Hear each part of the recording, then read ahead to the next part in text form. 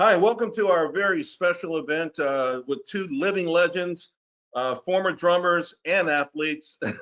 The Bond King himself, Jeffrey Gundlach, along with Felix Zulauf, both legends who don't need a lot of introduction. So let's kind of just jump right into it. First, gentlemen, thank you both very much for your time right now.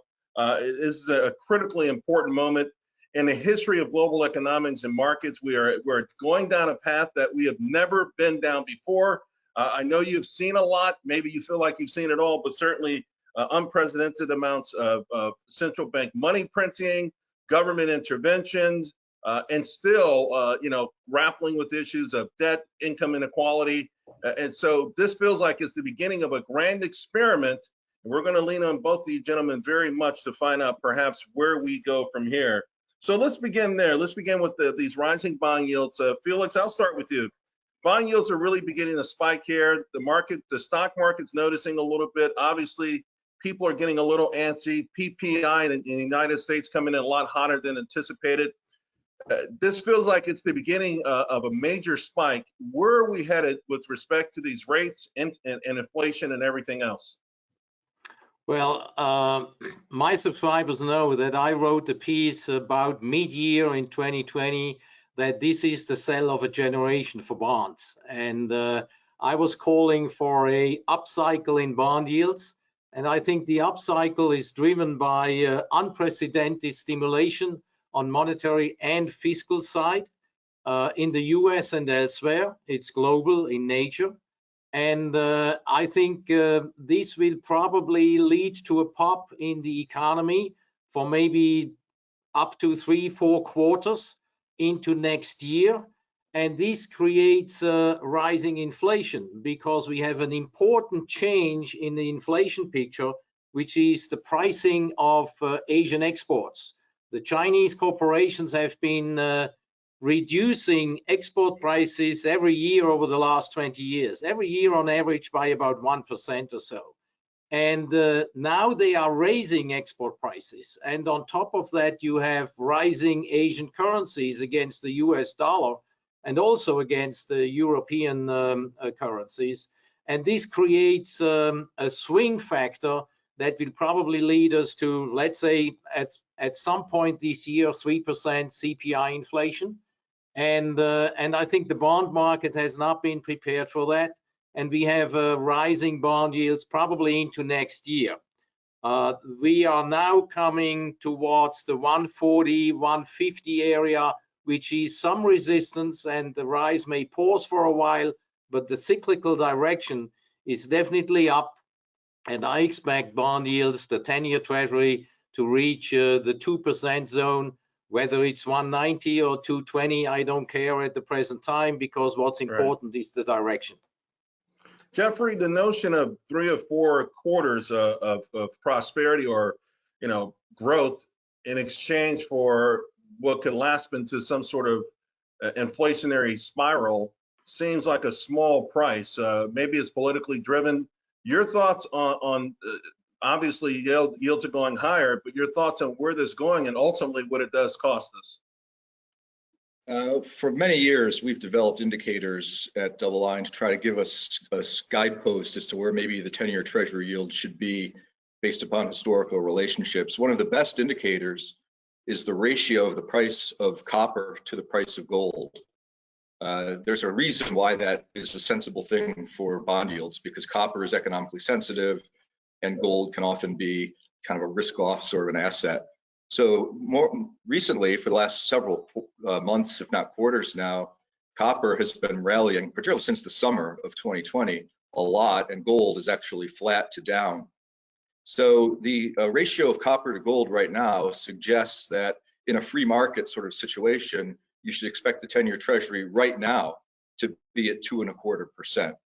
And of course, we're about 100 basis points lower than that, having come up somewhat from the very depressed levels of late last spring. Another indicator that is very helpful for the very long term is simply the 7-year moving average of nominal GDP, which has been a remarkably good long-term indicator for yields. That suggests the 10-year Treasury today should be at about 350. So we have tremendously suppressed bond yields thanks to the Federal Reserve. Foreigners aren't buying our bonds anymore. Treasuries have been for sale by foreigners for years, and it accelerated fairly dramatically, the selling in 2020. The public is not really interested in bond yields at these levels, which are below the inflation rate. And pension plans, it's almost not even worth putting them on the efficient frontier because their actuarial assumptions are so significant. Meanwhile, the Fed seems to be preparing us for the reality that we're going to be seeing. Our model shows that the number that's printed in June, just a few months from now, should have a 3 handle on it for the headline CPI. And we've had Fed governors like Charlie Evans, number 2 man at the Fed, say that he doesn't care if inflation goes above 2.5%. In fact, they're starting to welcome inflation being higher than any part of the Treasury yield curve. And you know, they say they don't ring a bell at a change, but I get the New York Times. I get it mostly for the puzzle. I do the Saturday and Friday crossword puzzle, but I do look at the headline. And yesterday's headline, literally yesterday, the headline on the front page is "Inflation Fears Fall by Wayside in the Biden Era." And then it just goes on to talk about the massive stimulus that we're going to do. And I find that very interesting that the mainstream media is now in cahoots with the Fed governors, really almost cheerleading for higher inflation, telling you don't worry about it. But inflation is obviously heading higher, and the stimulus is likely to keep, as Felix said, the economy running pretty well in the next few quarters. We just got the $600. That helped retail sales a lot. That was reported today. And we got maybe another $1,400 coming to a lot of Americans. We know that that goes into a propensity to consume. So it does seem quite likely that this massive deficit-oriented economic growth is going to continue. I like looking at the website debtclock.org, and it shows all these numbers spinning like a Tokyo taxi meter, and it talks about how the deficit is going up. But it raises a really good point. The government doesn't tell you the truth about a lot of things. One of the things they don't tell you the truth about is how much they spend. The government says they're spending, 6.6 trillion or something like this, but it's actually 8.1 trillion when you have the numbers that are off balance sheet. And 8.1 trillion, think about that. That's something like 40% of GDP is government spending. And we have 4.6 trillion of that is actually borrowed. So more than half of all of this massive government spending is now deficit based. And I think everybody knows that we're not going to pay that back. And so the game plan seems to me, not that clandestinely, is let's have negative real yields everywhere. The corporate bond market, mortgage rates are negative, treasury rates are all negative. That helps to slow down the cost, as you put it, Charles, of all of the stimulus, which will ultimately reveal itself in my view, over the longer term, a very substantial decline in the value of the dollar. Felix, the 3.0 or plus CPI that you and Jeffrey both agree on, he mentions the New York Times. It does seem that there is a new unofficial mandate that I think during the Biden administration will become an official mandate of the Federal Reserve in America. And that's to seek unemployment levels for non-white Americans, Black and Hispanics, in the 3, maybe 4% range. So where historically unemployment might have been 6% and the Fed would make a U-turn. Instead, they're looking to be more involved in terms of social justice. Janet Yellen with a very similar program. I would think maybe Christine Lagarde, certainly Mario Draghi now that he's in charge in Italy. All of these central bankers are wearing a different cap now, Felix. They all want to be part of the solution to the social ills of the world, but could their prescriptions actually make the problems worse? You know, the world's biggest problem over the last 10, 15 years has been not enough growth, because our system is built on growth. And if we do not have enough growth, we cannot serve all the liabilities that there are out there in the system. And therefore, whenever the growth declines to too low levels, authorities get concerned, and central bankers as well. We tried now for 10 years to create growth by printing money like crazy, QE, and it didn't really work very well for Main Street. It worked very well for Wall Street.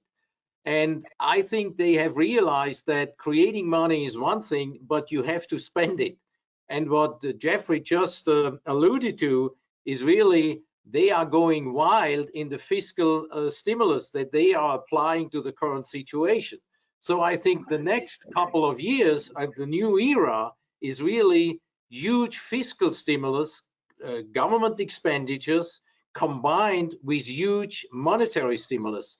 And this is a prescription for higher nominal growth and higher inflation rates, and probably lower productivity and lower prosperity for a lot of people. Because what it all does, I mean, the US is more excessive than others in this respect. And what it all does is it weakens the US currency dramatically. We have now started the fourth of the major declines of the US currency since Bretton Woods broke apart, since the end of the gold standard. And on average, those bear market declines lasted about 7 years. You can make the point that it started in 2017 or in 2020. Whatever that means, the next 3 to 4 years, you will have a lower dollar, and the dollar could easily decline by 25 or 30% from current levels over that time span, which creates inflation because foreign products you import, and the US is a huge net importer, the foreign products get more expensive. So Felix, let me just follow up on that then.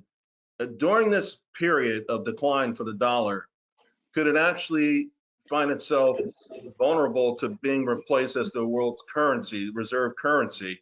I'm not sure if the yuan is ready to take its place, or if, you know, maybe cryptocurrency, which I know may sound far-fetched, but certainly every single day it seems to gain more credibility with the established Wall Street.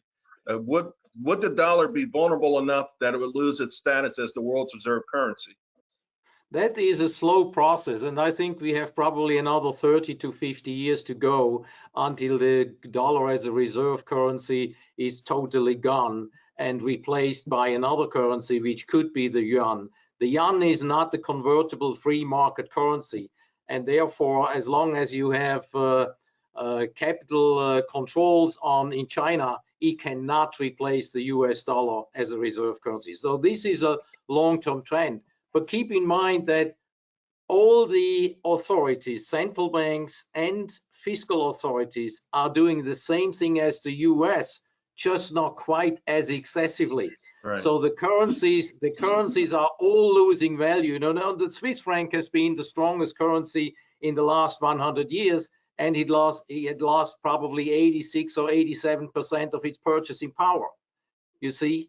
Right. So they are all going down the drain, and what it does is you really weaken the denominator of all the assets we are trading and talking about, and therefore they may make them appear going up in price, but it's because, to a large extent, it's because you weaken the denominator. Jeffrey, on that note then, the United States, once this $1.9 trillion goes through, that will be all combined about 25% of GDP.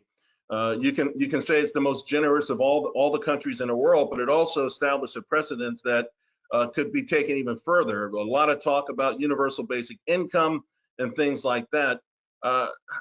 Where do you stand? I mean, as something of a purist, I would imagine, when it comes to economies and the way business cycles work, all of these things seem to conspire against just being able to use any sort of traditional modeling from where we go from here. Well, I think that's right. You know, we've talked about all of these extraordinary policies, and I've been amazed over my career, which is now almost 40 years, at how creative these policymakers are.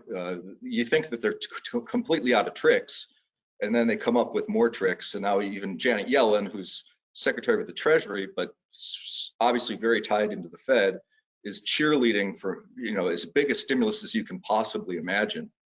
So clearly, we're looking to, go to a direct money spending program through consumers, which is the universal basic income we've already embarked on. I mean, once the 1400 comes through with the $1.9 trillion package, that'll be $4,000 per person over the last 12 months.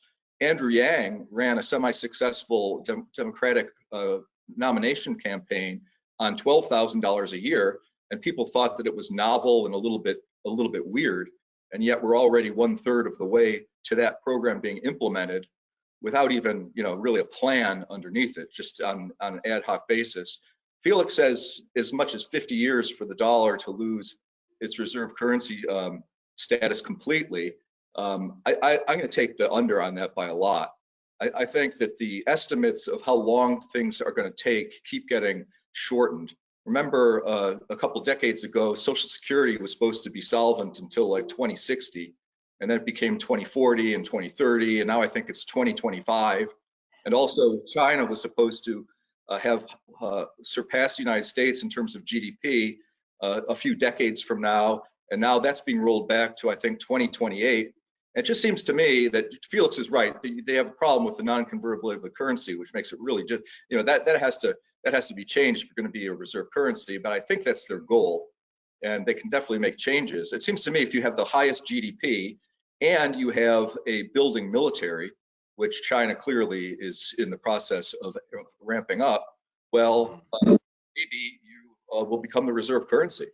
So I think we've been very blessed, United States, thanks to maybe not the nicest factors, like the military-industrial complex has created the biggest military in the history of mankind. But we're frittering it away. I mean, we've got these ridiculous policies in terms of deficit spending and now trade deficit increasing. One thing that's gone unnoticed is over the past year, the U.S. trade deficit has reversed course from a gradual narrowing, and it's increased tremendously by about 1.5% of GDP. Right. And that is also weighing heavily on the dollar. If you just look at a 50,000-foot overview, when we throw, a few $1 trillion at the United States consumer, it's not surprising that our trade deficit explodes, because we've got a lot of people that aren't producing anything. They're just spending. And not surprisingly, we've had a big explosion in our trade deficit with China, because if you give people money and they go out and buy stuff that says made in China on it with their stimulus money, well, you get retail sales, but you're not really getting economic domestic growth. And these are all factors that I think are incredibly important in asset allocation. And I've been recommending since the summer of 2020, very, very vociferously, that investors should be owning emerging market equities as opposed to developed and certainly US equities. And as the currency trend continues, that's just going to be reinforced with pockets of relative movement. So I still think it's early in that game. The United States stock market outperformed by so much over the last 10 years, by a factor of 3 times the rest of the world, 300% outperformance. And the amount of catch up that is likely to occur, it has just begun. So I think that we could easily see a 100% outperformance of emerging market basket, particularly Asian, versus the United States. Let's just call it the S&P 500. Right. And it's been working quite well. In fact, even year to date, there's a noticeable return differential in favor of emerging Asia. Felix, I saw you nodding a lot, so I think you may have some thoughts and comments on that. And maybe also just add in with your thinking here as well, the populist movement on both sides of the Atlantic and the role that that has played in sort of pushing policy. Let's not forget, one wave of socialism brought us, the Social Security, which Bismarck saw as a way of maybe fending off the socialism movement, knowing, and of course America adopted it at the time, both sides of the Atlantic, knowing not many people were living to 65, but ultimately that became an issue as well. So you can piggyback off of what Jeffrey said, but if you can also add some comments on that as well. Well, if we are right in that the dollar declines in coming years on a major trend basis, then I do believe that we have a powerful bull market in commodities. Not necessarily because we see huge infrastructure. I think infrastructure will be pushed by government expenditures clearly, and not just in the US. I think it's in all of the Western world and all in the emerging world, wherever they have the money. And this is positive for commodities, certainly for base metals. I also believe that climate change will probably work in the other direction than what is generally assumed as being the right topic. So I think the climate will at the margin turn a little bit cooler, and this leads to less good harvests and harvesting problems, etc. And this is very powerful bullish factor for the agricultural commodities. So I think you have a bull market in commodities, and the major producers of commodities are emerging economies, and therefore it makes a lot of sense to overweight emerging economies. I do not believe that these trends will be a straight line. I think there will be interruptions. And you know, the market's character has changed a lot. In the old days, and I'm in the market for 50 years now, in the old days, the market cycle was a smooth occurrence. It started out slowly and then accelerated, and then it slowed down and then it declined. In today's world, it is straight up and straight down. You have nothing in between. And it's because our system is so leveraged up that the authorities know that it's so fragile, they cannot let it slip away. And therefore, whenever the market goes down a lot, and the algorithms drive it down and everybody's on the same side, you have a big sell-off, but the authorities come in quickly to save the day. And you saw it usually at the bottom, like in March 2020. Usually you have a climax, a selling climax, you have a low, you bounce and you come back and retest and then you go. You don't have those retesting procedures anymore. This is gone, and it's gone because they bring on the heavy cannons, the heavy guns to really push markets up. And I think the downturn comes when everybody is positioned in the same way. We have a lot of excesses, and then something unexpected happens. And then you have a huge sell-off. It happens very quickly, and then it's over with. So I think the character of the markets has changed a lot, and the algorithms, the machines do that. Well, on that note, I know, like when it comes to the human body, they say if you get in a cycle of losing a lot of weight and then putting it back on, and then losing a lot of weight and then putting it back on, that there's structural damage to the body. That's why I don't like to lose a lot of weight. So, so if that is the case, what you're describing, is there any lingering structural damage to the economies and markets because we no longer have that smooth, business cycle? Well, I think what it does to the economy is it forces the authorities' hands very early, and they do not let the system clear. And they didn't let the system clear for a long time. And the end effect is that you carry with you more and more structural burdens and indebtedness and things like that. And therefore, you weaken our system structurally tremendously. And usually in such a situation, the logical outcome would be a deflationary collapse at some point of time.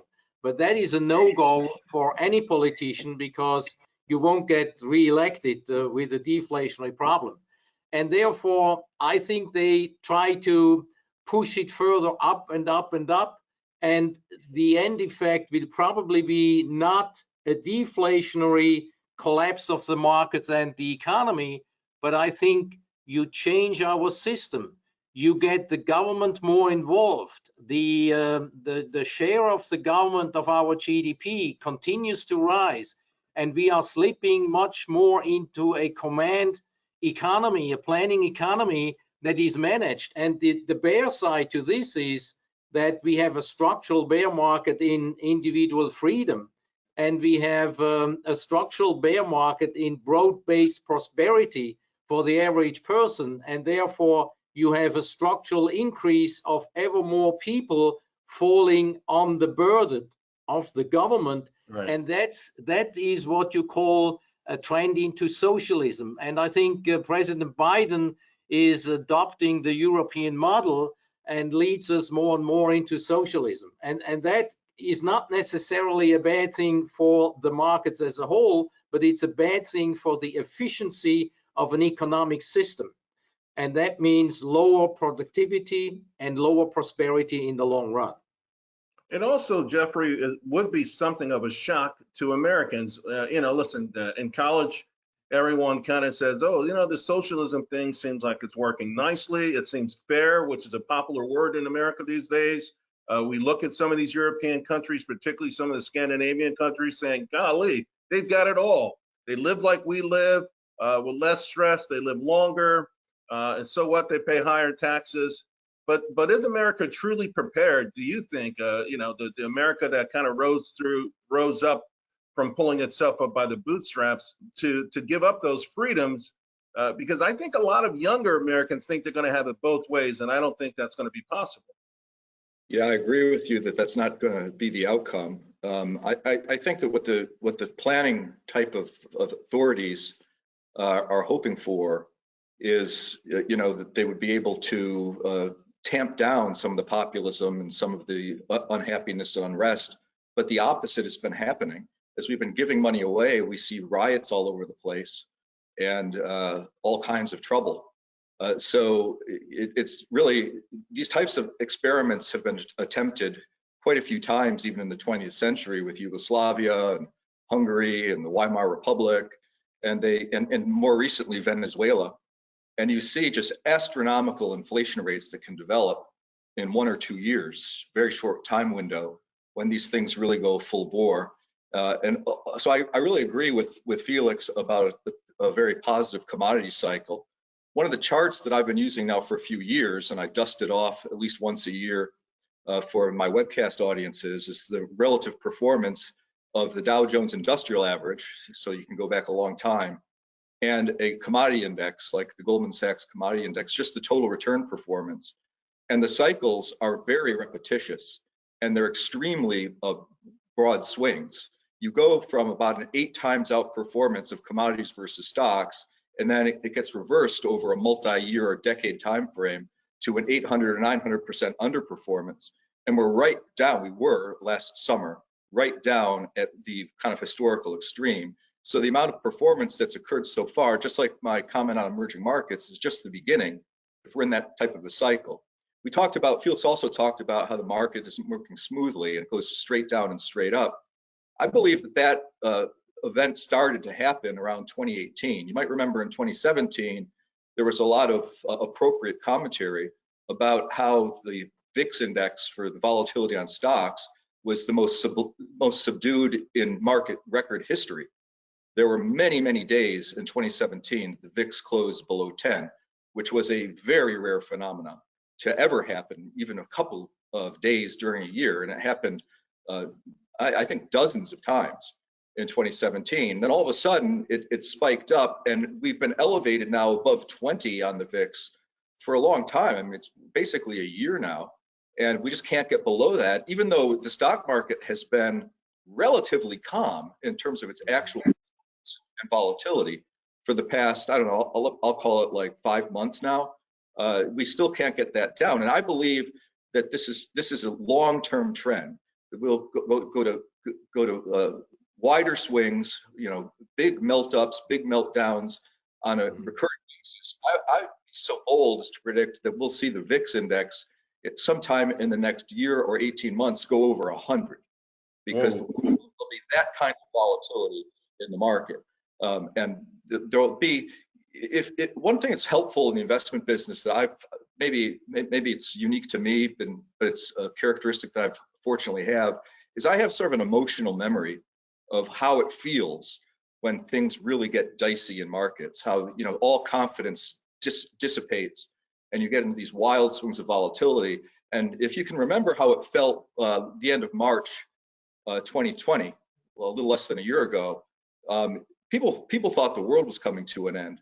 And I think the next bout of volatility on the downside, it'll be yet another order of magnitude higher in terms of how people feel, because there really isn't a fundamental underneath our economic growth right now. The United States is not out of recession.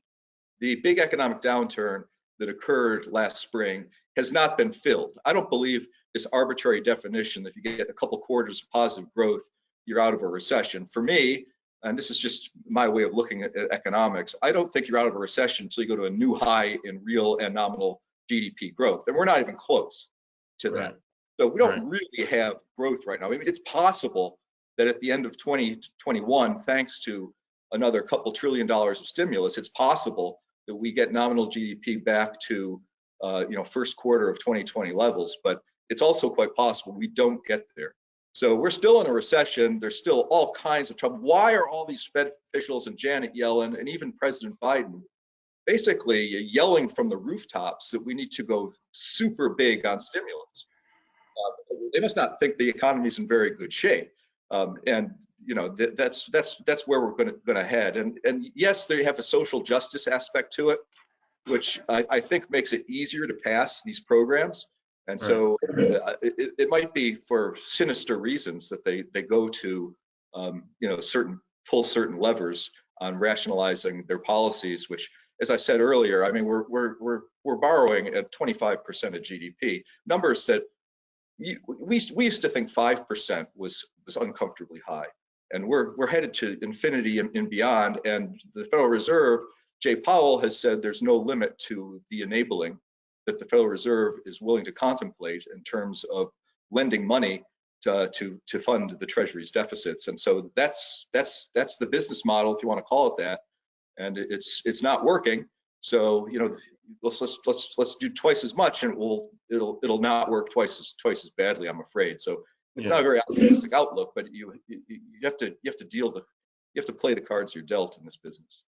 Yeah, I mean, it definitely feels like whatever. Right? To your point, 10 years ago, everyone was sounding the alarm, but we didn't go off the cliff. And now no one's sounding the alarm. And it feels like wherever that cliff is, wherever that edge is, we will find it, because there won't be any sort of discipline by any of these entities to start trying to reverse their actions. I mean, to your point, they become actually hostage to these actions and have to go bigger and bigger every single time around. So. But something Jeff said, and I want to get your thoughts on this, about last year.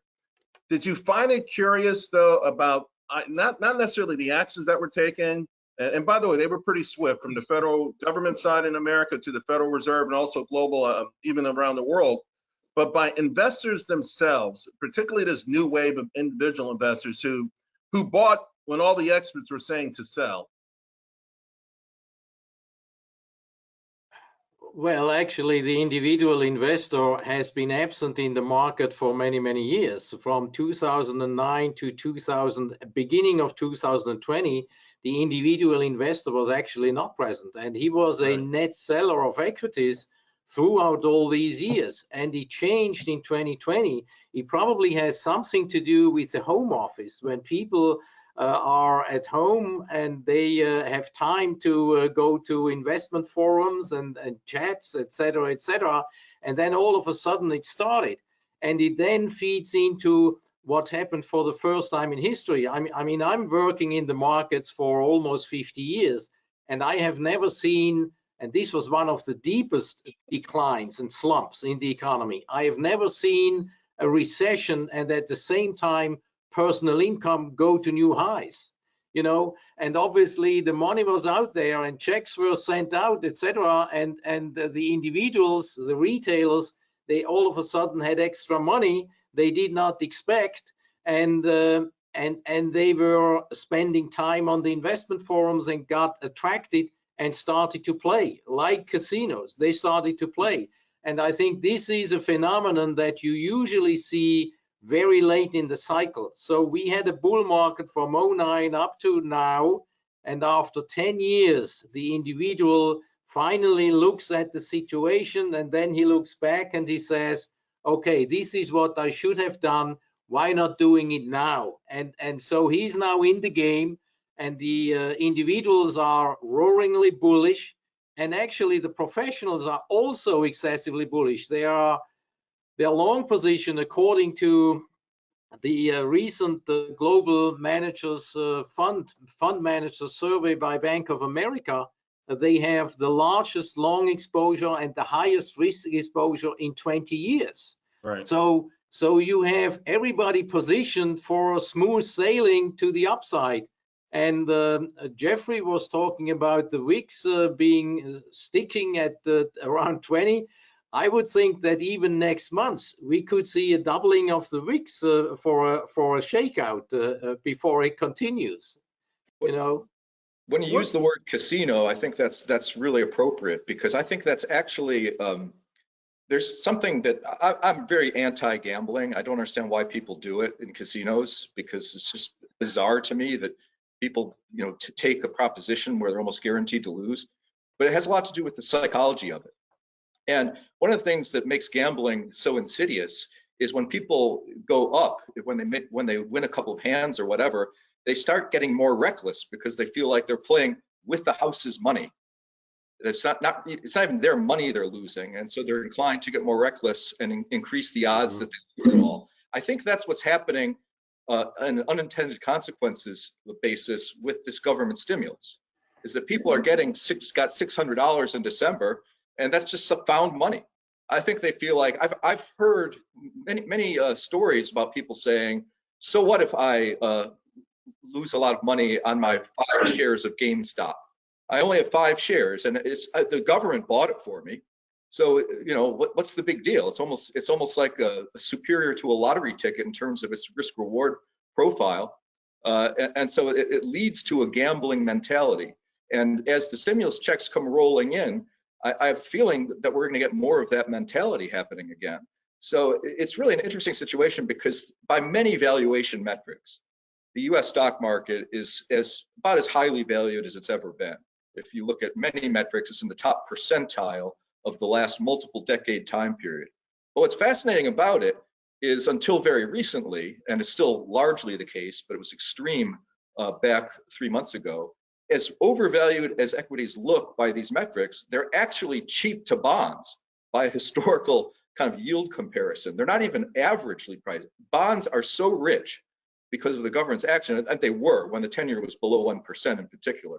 They were so rich that even the PE of equities being at 1929 types of levels on a CAPE ratio basis, and second highest in history, it actually screens below average valuation versus treasury bonds. So the distortion that has happened with these policies of the Fed, suppressing interest rates, has found its way through this casino mentality of government money, through a chain of events that's led to these high valuations. That, though I don't really want to own the thing, I've got to believe that if money gets sent out in the next 6 weeks, $1,400 per person, I have a hard time believing that it's not going to find its way into further inflating this bullish fervor that's going on.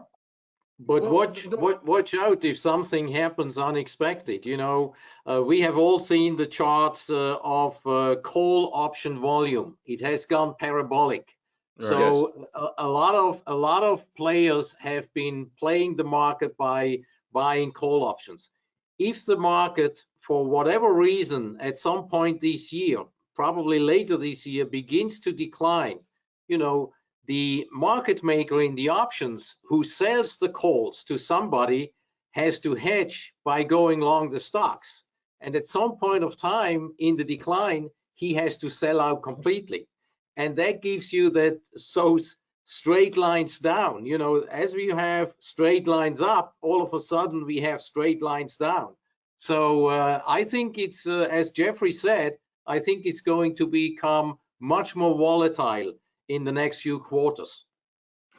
Felix, and you both agree that the VIX is going to make a dramatic parabolic move relatively soon. But you also referenced the Bank of America survey with the global money managers. They were relatively bearish, very conservative throughout almost all of 2020.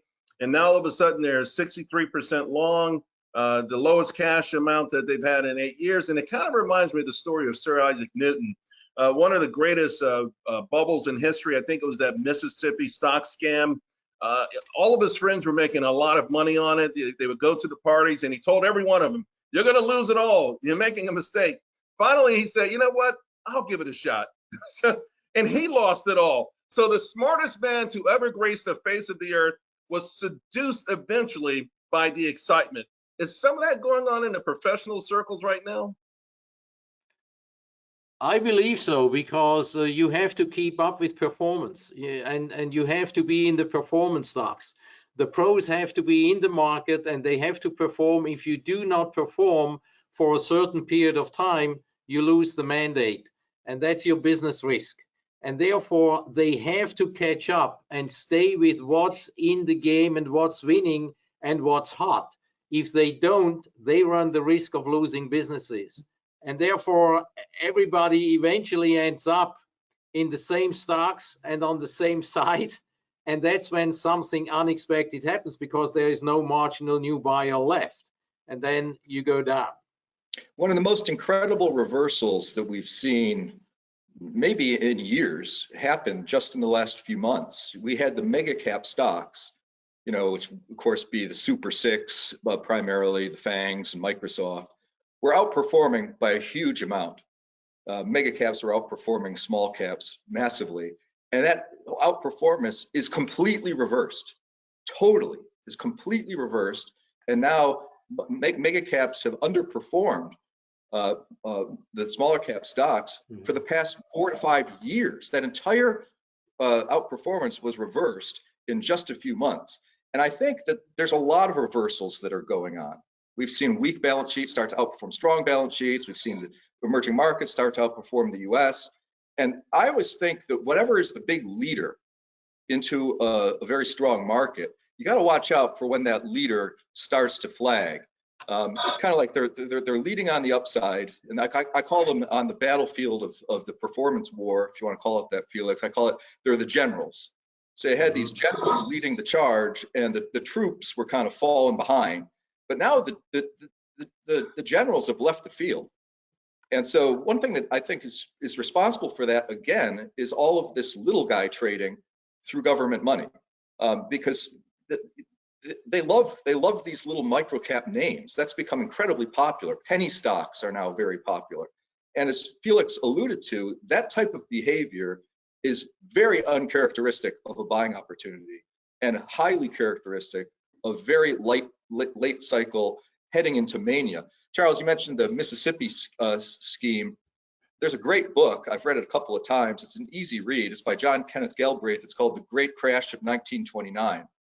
And it just goes through the Florida land speculation of the early 1920s and how that set the stage for the ultimate speculation in the stock market and how everything went haywire in 1929. It's a very interesting read. I recommend it to everybody. It's a perspective that it's very interesting to think about where we are today when you read a book like that. I've noted it and I can't wait to pick it up. So then let's go back. Let's talk about this relationship with the small investor. The FDM, I think that's the Goldman Sachs Microcap Index, is up in the last 8 months, something like 70%, followed by the Russell Russell 2000. There's going to be a hearing in Washington, D.C. About the whole GameStop saga. I think King Griffin will be there. Some of the role players on Reddit. And there's some speculation that maybe, just maybe, Felix, there could be something out of there that changes the rules of the game with the stock market, whether it curtails the ability to have more than 100% of a stock short, the role of options to take positions, particularly when there's sort of these complicated options maneuvers that allow extreme leverage. Should anything come out of this, what do you think is going to happen?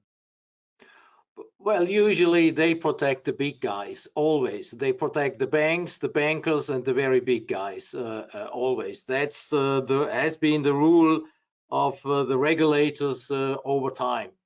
And I expect something like that along those lines. The interesting thing was that in some stocks, there were shorts outstanding more than 100% of the outstanding shares. And I think that should not happen. You know, when that happens, you have a squeeze going on you can't really resolve. And I think that should be prevented by regulation. Other than that, I think there's nothing wrong with short selling. Short selling is fine. The problem is when you have a rigged market, when you have a stock sold short of a company that is making losses and is really doing bad, cyclically and structurally, and the stock goes down, and the pros short it and short more than there are outstanding stocks, and then an investment forum picks it up and creates a short squeeze. You know, I'm not sure whether that is legal or not, or whether it is already illegal. But if it would have been the other way around, that the small guys would have been squeezed by the big guys, there would no new regulation come up. I'm quite Right. sure. Right. Yeah, I'm sure you're right. I just don't think these congressional hearing types of things, but they're just a reaction to make it look like we're talking about something or doing something. I agree that there should be some regulation about shorting more than the outstanding supply of stock, but I would expect very little to be done in response to an event now that is fading into the rearview mirror. I think it would take a much stronger event than that to actually get something to happen. But certainly, I wouldn't expect any sort of meaningful regulation to come out of these hearings at all. I remember when they called Mark Zuckerberg in front of Congress. It had to be like 3 or 4 years ago. And the congressman didn't even know what questions to ask. They just had no idea. I mean, they were shocked to hear Facebook was selling ads. They couldn't believe it. You know, so for these people to suddenly get insight and intelligence about some of the the leverage and the option buying and the like, it would take an awful lot of tutorials, I think, and I don't expect that's going to happen. I admit I'm really nervous about hearing Maxine Waters try to get into the nuances of all of this. I think a lot of those folks are going to embarrass themselves, but it will be a public display for public consumption. I remember when she was giving Jamie Dimon of JP Morgan a really hard time, and about student loans, about how they were punishing people with their student loans and they're ruining people's futures. And Jamie Dimon said to Maxine Waters, "Maxine, we haven't made a student loan in 10 years. You, the government, have been making all the student loans. You don't even know who's making the loans. You're berating Jamie Dimon for his evil behavior on student loans. He's not making any student loans." That's how ignorant these people who are on finance committees in Congress are. It's pretty horrifying. Maybe term limits would be the answer. Maybe. Felix, when does the system get cleaned out? In other words, we go from 5% borrowing to 25% to 50% to 100%, whatever the number is. It can't go on forever. There's got to be, you talked about this new business cycle, these sharp moves to the up and down side, but at some point, do we need a sort of magnificent cleansing process? Do we need someone who's fearless at the Federal Reserve? Sort of the combination we had when Ronald Reagan was in office, a politician and a central banker, not afraid to be unpopular for a couple of years to clean out the system, if you will, so that we can get a real, true, fresh start. Well, I think the backlash will be political, and I think what we have seen with Trump, who tried to put himself in front of a certain revolution against the political establishment, that was just a warm-up. I think it will get much worse in years to come, and at some point of time, I cannot predict when that will be, but at some point of time, the people out there, a majority, will get so angry with the political establishment that they are revolting, and then they go for change, and then it gets very nasty, and then we might have change, and it will not be nice going through that change and the chaotic situation that will be created. But that's usually what happens, whether it's country A or country B, doesn't matter. We will see something like that in Europe. We will see something like that in North America. In all the countries where prosperity for the average John and Jane goes down, you reach at some point that point where you get that backlash. And I think the Trump era was just a warm-up for that. I agree. Jeffrey, you talked about your emotional attachments, or how you felt emotionally during these massive pullback periods. The pain is something it's just a big industry. We don't want to endure, and I say we, I mean citizens of the West, any kind of pain, whether it's physical pain, whether it's emotional pain, whether it's economic pain. We've got a pill for this, a pill for that. a doctor, a psychiatrist, something. We just have forgotten the notion of going through any kind of pain at all. And you know, there are times when it is inevitable. And so, you know, to Felix's point, what happens in that kind of a scenario? Well, I just think that there's a lot of ways of addressing that question. I'll start from almost an investment perspective. You know, I believe there's a certain amount of risk in the world. There's a certain amount of risk inherent in markets and in life and in society. And where things go wrong is what you're alluding to, is when you try to rid the world of its inherent risk.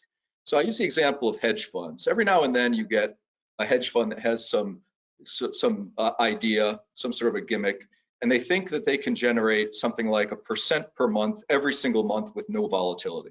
So they've created a system, they think, that has eliminated all the investment volatility from the system, and they're going to go on with this perfect, you know, infinite Sharpe ratio. And it actually can work for a while. Sometimes it's a fraud, like Bernie Madoff. Sometimes it's just a low volatility period. And you can actually get some of these ideas that work for, I don't know, maybe even 30 months in a row. And then all of a sudden, something happens. There's a shock to the system, and they report a -2 month. And then invariably, this happened to Bear Stearns, it happened to David Askin in the 90s. About 2 weeks later, they have to put out a revised performance report that they weren't down 2, they were actually down 20. And the reason was that they didn't believe the marks they were getting, their models didn't agree with them, but now they realized that the marks were -20. And then the investors all go ballistic because they can't believe that this 1% a month has turned into a -20% month, but they don't even know what's coming next, because 3 weeks after that, they get the bankruptcy letter that they're completely out of business. And I think that's an investment analogy for how society works. So you're right, we got a pill for everything. Nobody wants to take any pain. And we're going to have, you know, free things for everybody, and it's all good until such time as the -20 shows up. And then the -20 turns into what Felix is talking about through social upheaval. And I've been predicting that we will see a more than two-party system.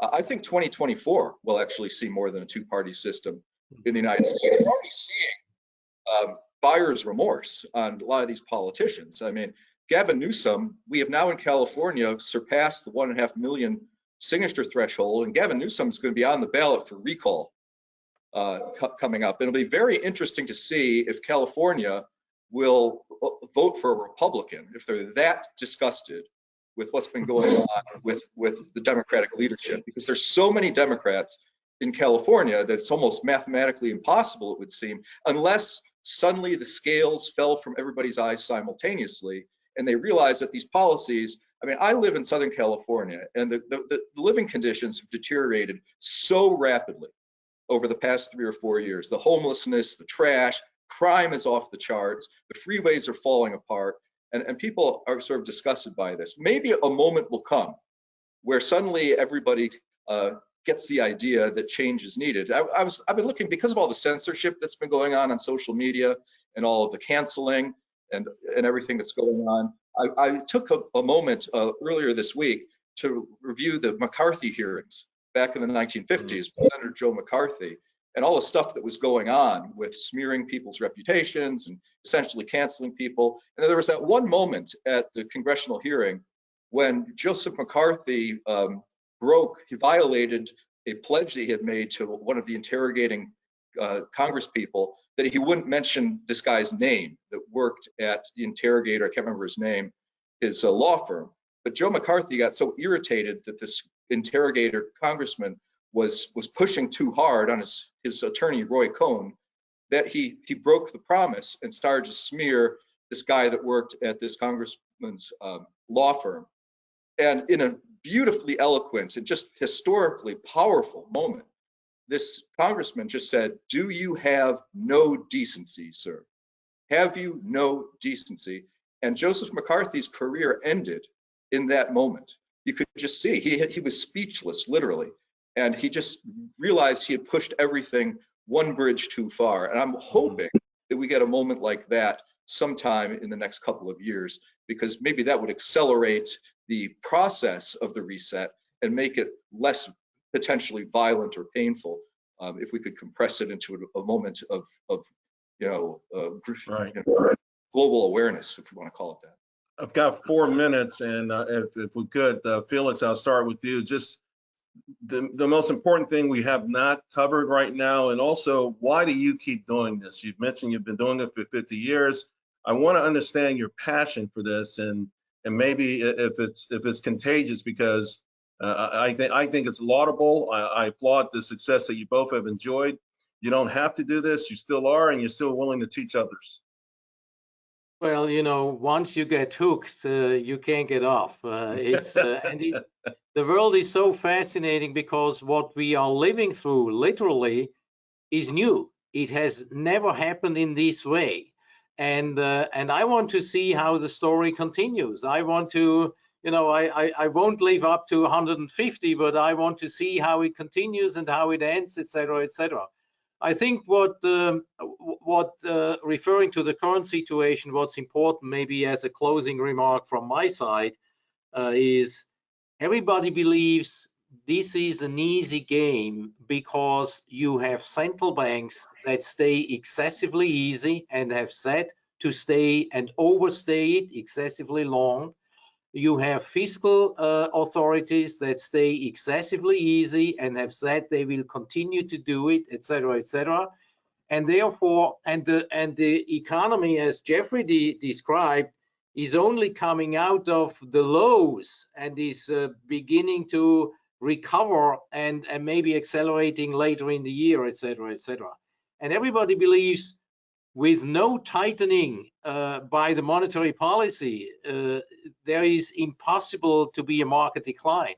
And I just want to remind our listeners, our audience, that 87 was one of the biggest stock market declines, and it happened in a short period of time, 36 or 37% in a few weeks' time, and most of it in one day.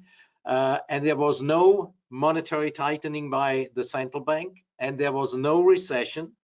All what happened was a declining dollar, a weakening dollar. The dollar went down every day, and bond yields went up every day, and up to a point where it triggered some models to begin selling, and then portfolio insurance kicked in. And I think this time we have all the algorithm acrobats out there, the machines, and they will kick in. So sometimes when the top is here, and I guess this is sometimes from mid-year on this year to mid-year next year, sometime in that time window, we will have a nasty surprise on the downside. And if you get out quickly, because you have to probably get in quickly again, as I said, straight up and straight down. Right. Jeffrey?